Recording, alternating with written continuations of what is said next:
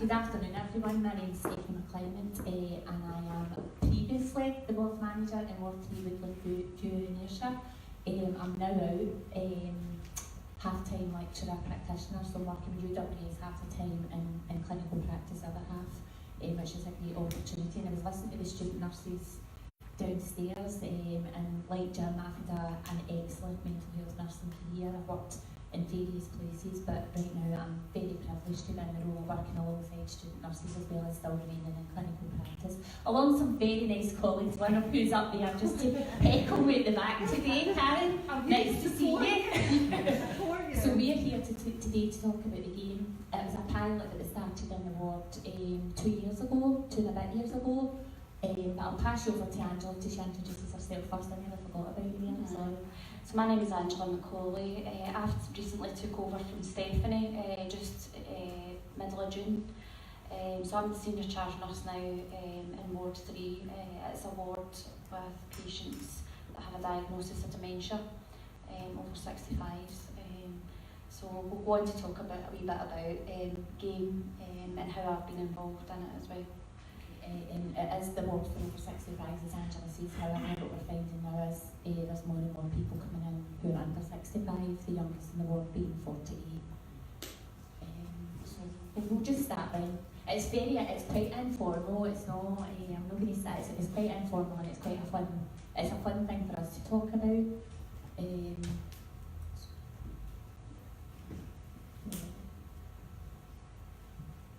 So I'll go back to the background. When I took over in Ward 3, it wasn't Ward 3 at the time, it was Pavilion 1 and it was at Ayrshire Central, and Jim will back me up here, the pavilions just were not fit for purpose. They were run down, it was patients, it was like 4 to a bedroom, there was no, there was nothing going on, no activities, there was nothing at the whole hospital site. It was grim, is the only thing I could say. So I took over in January, I don't know, was lost that, Angela? Something explained. No, let me go back. I took over in January 2016. Yeah, I came into post, and I kind of observed things pretty well, and there was absolutely nothing going on for the patients. The patients who were admitted are in a period of distress, so they either can't be managed at home for whatever reason, the care's broken down at home, or from a nursing home, or from general acute hospitals. And there was absolutely nothing going on in the ward other than patients being managed with medication. They were getting they were getting up out of bed in the morning, 7 o'clock. Everybody was showered, they were getting sitting by 10 o'clock, sleeping in the lounge, and I'm thinking there has to be more than this going on. This is horrendous. I've done the wrong thing here. This is terrible. Staff morale was low, sickness absence was high. DTICs, I don't know if everybody knows, but our reporting for accident and things is DTICs reporting was through the roof, and I spent most of my first 2 weeks just trying to plough through DTICs reports. It was grim, and it's the only way I can describe it as it was grim, and I thought I had made a huge mistake. However, we knew we were moving to new premises, so there's a new hospital being built within the site. Ayrshire Central, it's called Woodland View. I don't know if any of you have heard of it. So have you not heard it, Jim? No. It's a mental health hospital. There's 2 wards in it though. Wards 1 and 2 are for old and adult in their general. So we had a team day. What we arranged before this move was we decided we were going to have a team day, and that was a kind of turning point. I think that there was a lot of appreciative stuff went on with the staff. They kind of listened to their ideas, and at that point I promised them that it would be an award-winning ward. How I was going to do that, I don't know, but we got there. But we'll talk about that. So we moved to Woodland View in May of that year, which was a massive improvement, and the staff just embraced it. It was purpose built. It was light. It's airy. Everybody had a single bedroom. They've all got their own, showers. We've got a big lounge area. We've got other facilities in the hospital, and just to be part of a bigger hospital environment as well made a big difference. So you felt as if you were part of your community and you had support round about you. So I had a chance meeting with an occupational therapist, Andrea Boyd. We went for a coffee, and I was saying, the staff are really good at what they do, but they do everything's ad hoc. They're maybe doing things with patients, but we're not doing anything structured. There's nothing real happening every day unless you're kind of pushing it, but they do things that they don't recognise. So we had a meeting with the staff, and we discussed what we thought, what is it you can bring, how can I involve the staff in this, what is it you can bring to the ward, what's your strengths, what hobbies do you have, what can you influence. So we had that chat, and that's when we started to come up with the acronym AIM. And Angela's looking at me to say, you're going to say that, and I'm like, I don't know. What we said was, it's called Game On. What they really wanted to call it was On the Game. And I was like, I don't think we'll get away with that one, so it was Game On. So that was it, that's how we came up with Game. So it was getting to know me, active assessment, meaningful activity every day. That was the pilot. So I'm kind of standing here talking as if this was really easy, and I've kind of spoken about this upstairs. A lot of blood, sweat and tears went into this, a lot of time and effort, and I stand up here and I'm thinking, I said as well, I feel like a bit of a fraud, because to me this is where nurses should be practising, this is what we should be doing with patients, and I feel as if we've won awards and we've done this and we've done that, but really to me it's simple, is what we should be doing. So anyway, so we had to think out like the ward environment. I'm thinking this isn't a natural way to assess people. We need to be doing something different, getting people back into society. This is a big thing. We need to reduce the stigma, so and get people out socialising and things again. So we started the LinkedIn. So we used the pool. So Andrea Boyd had actually given us this idea of using the Jackie pool. Have you heard of that? The Jackie pool assessment. It's an OT-based assessment, and it gives you individual strengths for the patients. So we used that to start with. So everybody had an individual one assessment done, and it makes it more person-centred as well. It's actually quite an easy assessment tool to use and follow. We had to purchase the book, and we were going to bring it today, but we forgot it.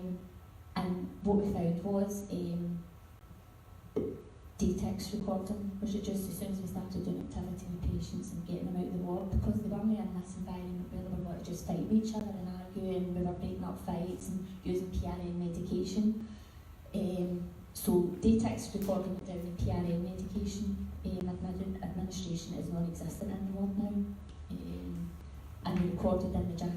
The difficulty that I've put up there, this is the highs and lows, the recording, I was trying to get staff to think about recording it every day, and that was the thing that we were failing on, because we weren't getting the data collected for this. So that was the biggest thing, because we don't have time, as the usual, and I think it's not giving you, it's no anything extra, it's just about recording in the notes. So that was the biggest thing, but we got around that. I don't know what else there is up there. So staff morale started to improve, and we were getting really good patient and carer feedback on it was a carer opinion, it used to be patient opinion I think then. We started getting really good kind of positive feedback, and I thought, right, what's one big thing, because we need to do some fundraising that all staff can be involved in, and try and kind of shift the culture and get them involved in one thing for the wards. We organised a ball.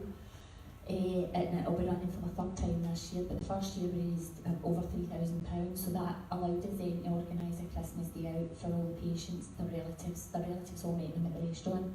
We bought computers for the wards, we bought a karaoke machine, we did loads, we took them out here, there and everywhere, so that's the biggest thing I think that helped, and take the patients out for their Christmas dinner with their families was a big thing. So that was the highs and lows. So this is who we linked in with the community. As if we didn't have enough to do, and then went on and bid for more funding in February through the partnership. And we were awarded £2,500. So I linked in with this community group is Onside Ayrshire, who worked with addictions and homeless.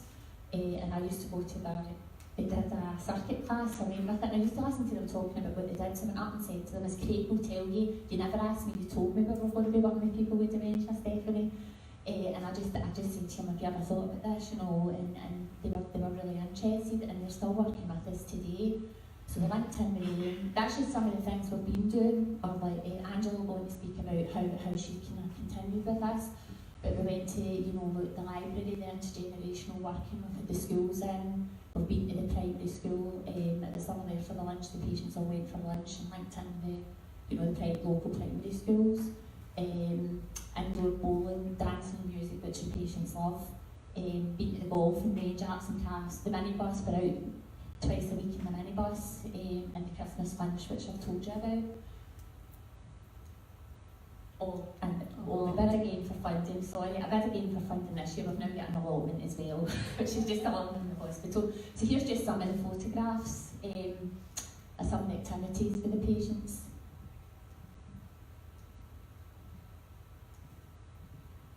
That's one of the gardens at Woodland View. They're all enclosed, but they all have their own individual garden as well, and it's all enclosed. You should come for a visit. It's actually a really nice hospital. And that's indoor bowling. And this lady at the start that's bowling just now had said this is a load of beep beep, and at the end of it she was telling everybody, oh, this is great, I've had a lovely afternoon, thank you so much. We went to the transport, is that right? Keep me right here. Yeah, Maritime Museum, Transport Museum, and the 80s. Well, there's an 80s theme thing. In Solcops. Down at the bottom of the game. And that was still Garvin. That's the Garvin now. You know, the old voting days. So this was our first Christmas dinner. And just things like down to the beach, just kind of normalising what would be an abnormal experience for the patients, just while they're in hospital, just try to normalise it as much as possible as we can. And that's just some of the quotes as well from family carers and some of the kind of good feedback we've had. So what happens next? Well, last year we won a national award at the Scotland's Dementia Awards. So I set out to do it.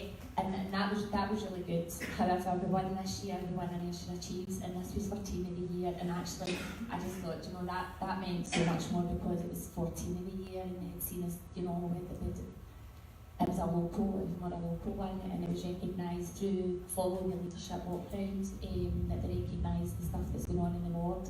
And I'm standing here sounding as if it's really simple, but it's actually see the organising and the effort it takes to kind of organise this for patients to be out and about. And people ask me about risk assessment. I mean, how do you risk assess that? And I used to just say people are doing it, it's happening. And then we look at, you know, how the transport, I guess we do risk assessing in a way, but the answer to it is we're doing it, and it's happening because we need to be improving things here.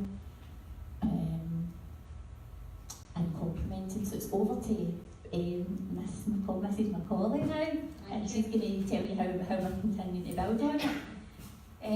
Yep, so that's my job. I took over middle of June from Stephanie. So basically my background, I worked in Ward 4. It was a ward for patients with depression, anxiety, schizophrenia. So it was a bit of a change for me to take over. We did get patients in with kind of mild to moderate cognitive impairment, but I just love the group of patients that I'm working with now. So basically my role is just to continue the good work that obviously Stephanie's got up and running. So yeah, working alongside the staff, supporting them, continuing with the community links as well, and fundraising. We've contacted fire and rescue services within North Ayrshire. So we're looking to do a kind of fundraising car wash to raise some funds for the ward as well. And basically it's been a good opportunity for me because it's gave me self-development, looking at my own training needs and developing myself. So we've got a wee clip next, and that's just some staff that's been through the whole journey, and you'll be able to hear their points of view. Just play it now. Hello, my name is Andrea. I'm one of the staff nurses in Ward 3 at Woodland View. Hello, I'm Lily, and I'm also one of the staff nurses at Ward 3 at Woodland View. Since we've moved to Ward 3, we've noticed a great improvement with our patient activities from the old building in Pavilion 1. In here, the environment is a lot safer, the patients have got a lot more freedom, and there's more structured activities, more person-centred activities for each patient in here. Patients are now leading what we would call a normal life. They're getting out and about in the community, they're getting out with their relatives. Christmas time for the first time ever. We all went out and staff, families and our patients all enjoyed an amazing day.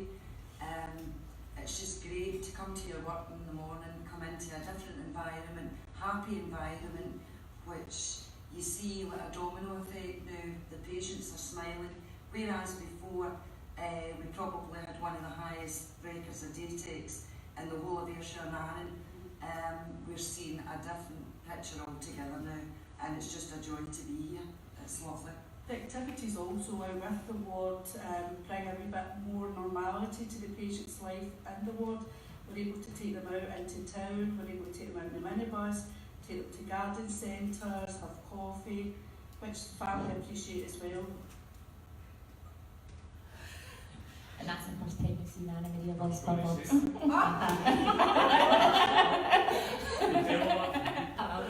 She'll be furious that I played this clip again, and that, I don't know how many takes it took us to do that, because I was in stitches the whole time.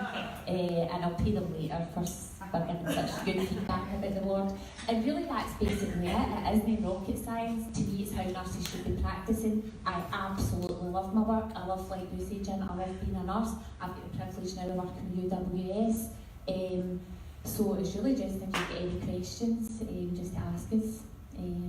I'm making out as if it was an easy journey. It wasn't, so if there's anything you want to ask me. Yeah, I just wondered how the dynamics were for what you wanted. Sorry, I wondered what the dynamics were for what you wanted to do, achieve, how you managed to get that through the highs, the bosses. Up the top. Well, so people asked me this question before, and I said it was like, shifting a staff culture was really difficult. Well, I'll be honest, completely honest with you, and say that when you're making improvements, I had never heard of professional jealousy in my life until you start making improvements, and then it's like, well, you're in the post to make improvements and you make them, and then it's like the questions, well, who do you think you are? You've only been in post a year and think you know it all. But I would say, if I could give any piece of advice to anybody, is challenge the status quo, as long as you're backing it up with evidence-based, practice, anything that's, legislation that will back up anything you say, then nobody can argue with you, as long as you're fighting for the right thing, not just fighting for the sake of fighting. Challenge the status quo, and that's what I would say to any student nurse as well. Don't be afraid to act, don't be afraid to challenge something, as long as you can back it up with evidence. If it's in the best interest of the patient. If it's for improving patient care, I can't argue with you. But I did find it difficult. I'll be honest with you, it probably almost broke me, if I'm being honest. But I just kept plowing away. And do you know what? The kind of words spoke for themselves. I just kept doing it, and then just thought, well, do you know what? The word speaks for itself. I don't need to argue back with you. So it's been a bit of a challenge. It's no easy. I'll be honest, but it's been worth it. I would do it all again. The only thing as well that I probably now we're having to probably forgot to mention is we're working with excellence in care. So the ward's been used as a pilot for activity for excellence in care for the government. And the only thing is I'm having to now retrospectively go back and measure things, although I was on that journey, you're not thinking about measuring and collecting data, I'm looking at what was the medication carrying medication like 2 years ago in comparison to now. So I wish if I give anybody any piece of advice as well as do your measurements along the way, because it's much more difficult to go back and try and get them afterwards. It's good getting the kind of verbal feedback, but the actual kind of solid measurements and improvement, just kind of gather that. That's probably what I would do if I had to do it again. And Angela's God love her, having to do it just now. Angela, you've got Angela, it'll be fine, it'll be dead easy. I knew you would ask a question. It's really just a point, I don't like to sit back. It's one thing hearing my colleagues from NHS here and that here, it's saying about the difference, but I've got experience. I work in ward pre-game, not so much after game, but in my role as the Unite Branch Secretary in NHS here, I am a regular visitor to that ward. I can't tell you just how different the experience is. When I was working in the wards, working in Pavilion 1, patients were getting really, really good care. Don't get me wrong, the nursing staff are absolutely excellent. But what was missing is this fundamental thing. When colleagues here are saying that patients did get up and they were placed in front of a TV. That was it. There was no stimulus for the patients. The ward that I am seeing now, it's night and day. And it's not, to be honest with you, One big party. no. Karaoke machine well, on to be it. honest with you, I don't want to say. The only thing they don't do is sing My Way, but at the end of the day, walking into that ward is a privilege. It's an absolute privilege. I know I'm biased. I know I'm from that area. I know these two ladies really well. But it's not rocket science what's been happening here. It's the fundamentals of what we as nursing staff all want to achieve. We want to achieve the best for the patients. But it would be remiss of me not to mention the importance of, as a trade unionist, what I believe, certainly as a trade unionist and a nurse, the mental and physical well-being of the staff is absolutely linked to good patient outcome. I went into Pavilion 1 and heads were down. I actually worked in Pavilion 2, Ward 4, alongside Angela for a good number of years in functional. And then if I had to move to Pavilion 1, Angela will tell you, I did it, but I wasn't the keenest because I just didn't like the atmosphere in the ward, and I didn't think I could give everything I wanted there because of that environment. But the difference that I see in these same people that worked in Pavilion 1 now, because there's so much more for them in terms of giving for the patient, is night and day. So it's a good example. You mentioned the care component, absolutely, about the good patient outcome and experience as well as the carers as well. But equally aligned to that is the staff experience. And I think that's something that I have to highlight as a trade unionist.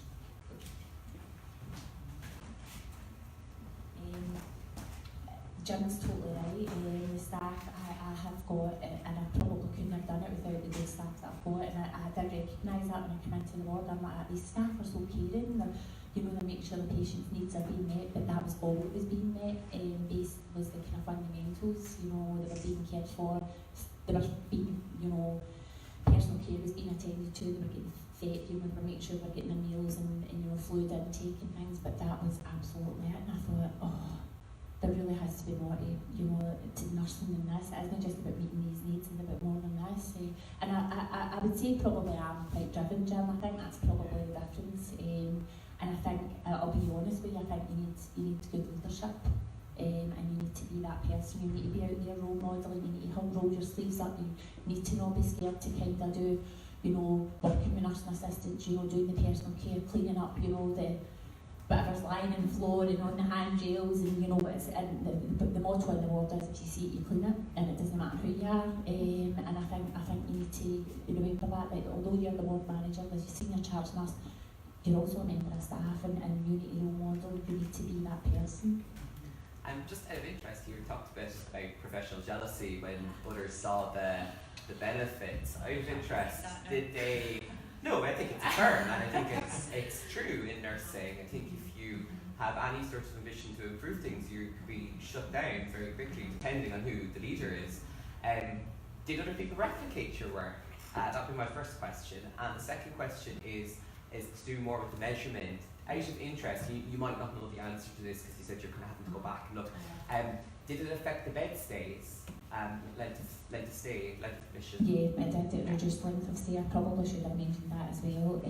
As patients are having much less stay now, they're being moved on much more quickly. Still a bit of a fight to kind of say, go on the assessment you're now doing rather than what they were like before they came into the ward. What was the rest of your question? Sorry. No, that's the thing. And the first one was about, did other people replicate they saw it? Well, that's what they're trying to do now. I think Maureen Taggart's report, I don't know if you, she kind of mentioned Ward 3 as, the kind of what everybody should be going towards for specialist dementia units. So they're trying to replicate it, and with excellence in care, we are the pilot site for that, so that's to be rolled out. We're measuring activity every day, and Geraldine Ovens, our quality improvement person, we go to meetings every kind of 6 weeks for that, so it will be rolled out across nationally. So hopefully we'll get there. So actually I'm out in the ward, why we've taken me out of the ward just now is to try and make improvements in other older adult wards within Ayrshire and Arran, so I'm working on that just now as well. We're doing a day of care tomorrow, so we're doing all that, so I'm trying to replicate it in Ayrshire and Arran as well, but what? No. I don't like talking. those of you that know me know that. Karen, is that right? That's so true, Cynthia. Can you quantify the financial benefit? And the reason I ask that is the context, as we just heard.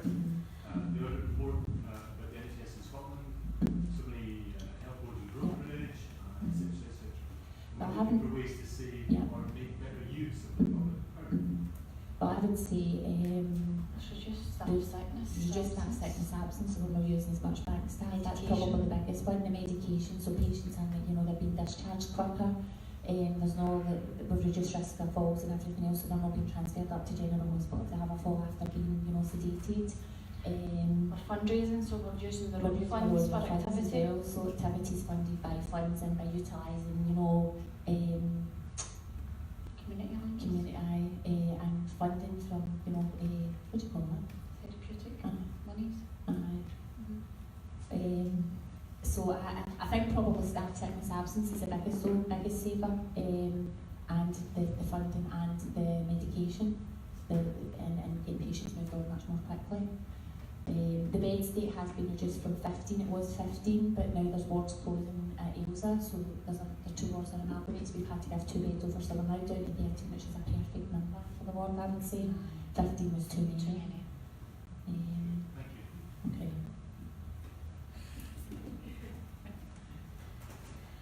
I just wanted a little bit of advice from you as a student nurse. I was in a dementia ward in Haddington, and we had a gentleman in there, and he was really quite aggressive, but it worked out because he couldn't really hear. And people were standing over him, shouting at him. And what I did was I got a blackboard with some chalk. I went in and I would write things down, give it to him, and he would process it, and then he would give me his answer. And we had a brilliant relationship, and I found that little like crosswords. But because he was hard of seeing as well, I would write the question down for him, and then he would do it and do the puzzle. But I was told I was overstepping the mark. As a student nurse, I wasn't qualified to be that way. I'm looking at you, Karen. I'm trying to keep a professional head on this, and say absolutely not. Absolutely not. Why would anybody say that you were overstepping the mark? Not in our board, Angela. Would that ever happen? Absolutely. I'm actually quite disgusted by that. To put the blackboard, the chalk, the papers, just shut them all away and cover. That's it. So I was kind of putting my place. Right. And I found that really quite hard. Did you find it hard to charge because you were a student nurse, or do you? I think it was maybe because I was a student, but I think again it's kind of who do you think you are kind of thing. You just ignore And you know what, I'm standing up here saying that you're not charged that, and it wasn't easy as a senior charge nurse, so I would imagine as a student nurse it was much more difficult. But you're fighting for the patient, You're fighting for the best patient, interests. and you know, That's where your passion and your and it's about feeding that back. And well, who do you? I mean, Karen, do you have any other suggestions about that? I just think that cultures vary, and that how you change a culture is by overstepping the mark.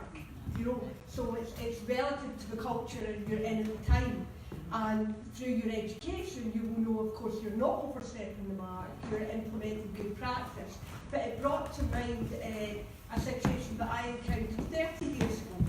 I had been involved in looking after some young people with learning disability in what would be an institution, and many of the young people were moved out into the community, and only the young people who couldn't be found places in the community went into the adult ward.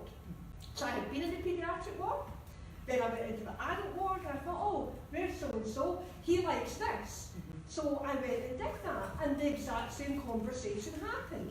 Someone came and said to me, what are you doing? I said, it's okay, I know him from a previous placement. And they said, no, we don't have time for that here, we won't do that. So they didn't say you're overstepping the mark, but they did say you're overstepping the mark. Now, of course, where we shifted to was where I was trying to take them. So you can only be responsible for the bit you bring to them. Where you would go wrong is if you believed them. Yeah. I didn't believe them. I just kind of thought, oh, I better behave. I'm only here for a little bit of time and I complain to uni about me. Thank you.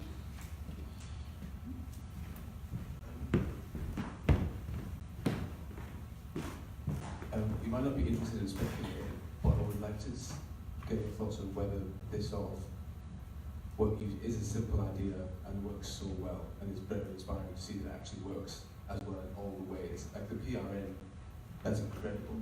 That's absolutely incredible, and the benefits there. Do you think it would work in a more restricted environment for young adults? I think the King spoke to me about modelling it in, like, you know, IPCU, which would be your 48, and modelling it in different what it can be adjusted to any. I think it could be used in any ward. I think it could be used in Observations as well. Yeah, We don't have any. observations either. If people admitted on 2-to-1s or 1-to-1s, we don't have them. We just take them off them as soon as they come in because we don't believe in them. And I guess that comes from, I don't know what comes from me, maybe the dementia training I've had and the leadership courses I've been on, but I just think, well, of what benefit is that to a person that has somebody back them 24/7? So as soon as they come into the ward, they're off them, and there's not been touch woods, not been any kind of repercussions from that. They're actually getting better off them than they were. And Stephanie's going to be working with a ward. Continuing care, so we're kind of trying to, well, hospital-based complex care, which would have been no continuing care or so I'm working with them just now, trying to kind of get people off the observation and things. And it's a fear for nurses, and I get it, you know, it's a fear, but I think you have to just be that confident person saying, no, this and this is the reason why it's not of no benefit. And I think that the top why eventually PRN stopped in my ward was that boss won't like it. You don't be giving it medication, boss won't like it. But we now get it. So happening was my favourite word. And we now can spoke to consultants and the doctors and say, you know, don't prescribe it because we won't administer it. So don't even admit somebody with any PRN medication because we won't use it. And I think I've been challenged a little bit by a doctor who said, what if your nursing interventions don't work? They will. They will. It's the answer he got, they will. That's great. So it's just that it's about being confident and that and understanding fear things about observations and PRN medication and but it could work. Sorry, Sorry. I don't know what PRN means. Oh, sorry, it's about a medication that's given As required. As required. So it's people will be on a normal routine medication, so they could be administered a medication if they were perhaps a behaviour was distressing from the staff more than anything, and it would be maybe something like clonazepam or an antipsychotic used to manage the behaviour. So it's not So what does it mean, PRN? as required medication. So it's at the nurse's discretion. It's It's like not- Chlorine after. it's like it's pro